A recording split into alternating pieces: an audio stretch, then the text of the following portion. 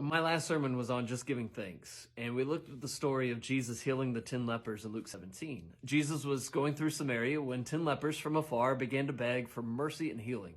And Jesus didn't touch them. He simply told them to go show themselves to the priest, which was a part of the law. But the law stated that if and when you're healed, then go to the priest, but they hadn't been healed yet. But they had enough faith to begin the journey, heading to the temple, and I'm sure they were thinking about what they were going to tell the priest once they got there. But somewhere along the journey, they found themselves healed, all 10 of them. It was like they never even had it to begin with. There's just a lot of things that amaze me about Jesus in the story, but the one thing that amazed Jesus was that only one of them came back to say thank you. That means 90% of them did not come back to give thanks. Look at Luke chapter 17, verse 15.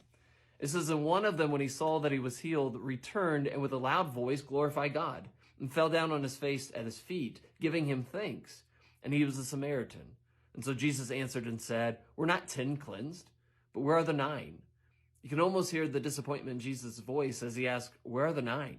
And this is where the story gets personal for me, because why don't I give thanks like I should? Like he's reached out and he's healed me mentally and emotionally and spiritually. He's freed me from things that I was trapped in bondage in my sins.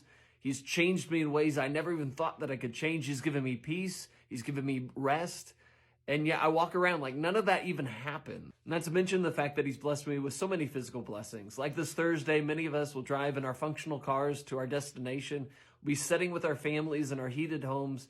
We'll be stuffing our face full of food.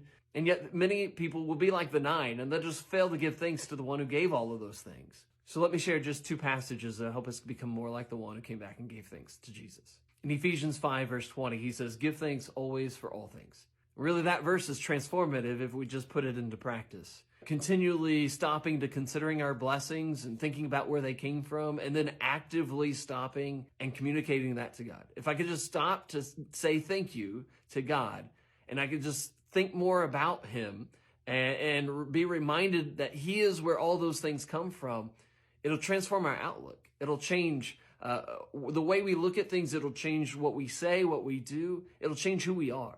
And at the end of Colossians 3, verse 15, he says, be grateful.